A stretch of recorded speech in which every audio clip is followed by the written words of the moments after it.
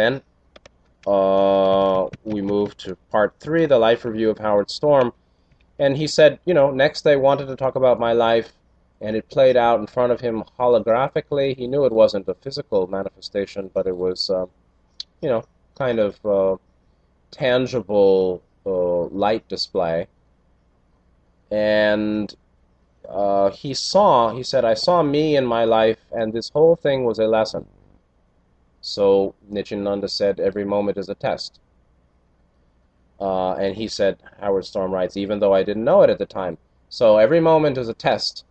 I mean, I believe that's true, or at least it's life is about learning, whether you know it or not. Karma operates whether we know it or not. Whether we get confused or hate ourselves for something that we really shouldn't be, or take no responsibility at all for something we really ought to be taking responsibility because we co-created it. Whether you know it or not, a cosmic plan is. And he said, they're trying to teach me something, but I didn't know it was a teaching experience because I didn't know that I'd be coming back. Meaning, when we don't know about reincarnation, we're not very likely to assume proper responsibility for what we co-create, our activity of thought, word, and deed in this life. Without, with the view of one life is all, one life, you only live once, so they say. With that wrong view, actually, there's usually deficient responsibility taken for our activity of thought, word, and deed, how it has shaped our life, and how it affects others.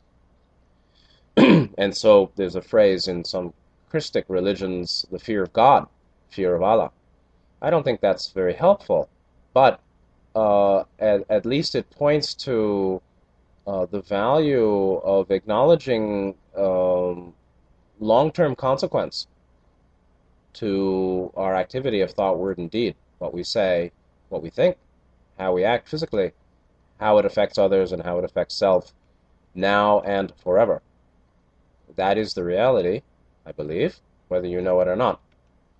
So, my life was shown in a way that I had never thought of before, and he writes, all the things I had worked to achieve, recognition I'd worked for, ...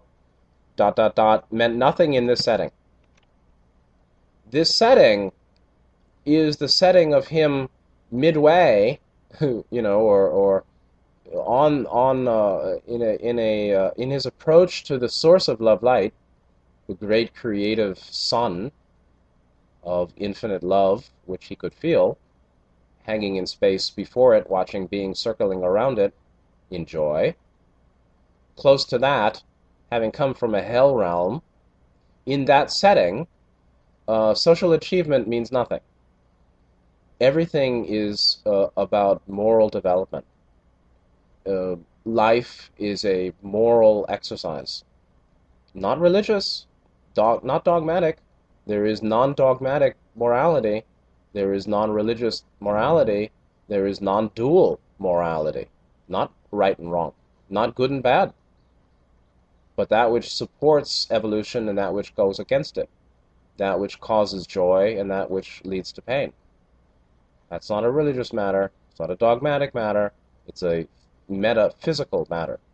It's called causality. And therefore, in Buddhism, there's the view of wholesome and unwholesome. They don't say right and wrong, and they don't say good and bad. Ra says, in the law of one, there's no polarity. Sure, let's dispense with dogmatic, moralistic, or at least dualistic, doctrinal, sectarian, belief, superstitional, religious morality. Fine, let's get rid of it. How about metaphysical morality?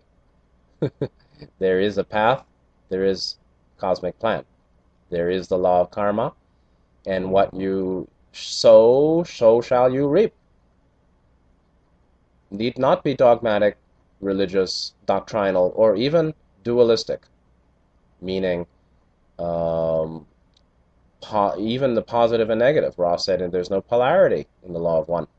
In creation, in truth, from the view of the love, from the view of higher self, there is no right and wrong, there is no good and bad, there is no positive and negative, fine. But there is that which conduces to transformation and that which retards it according to our own way.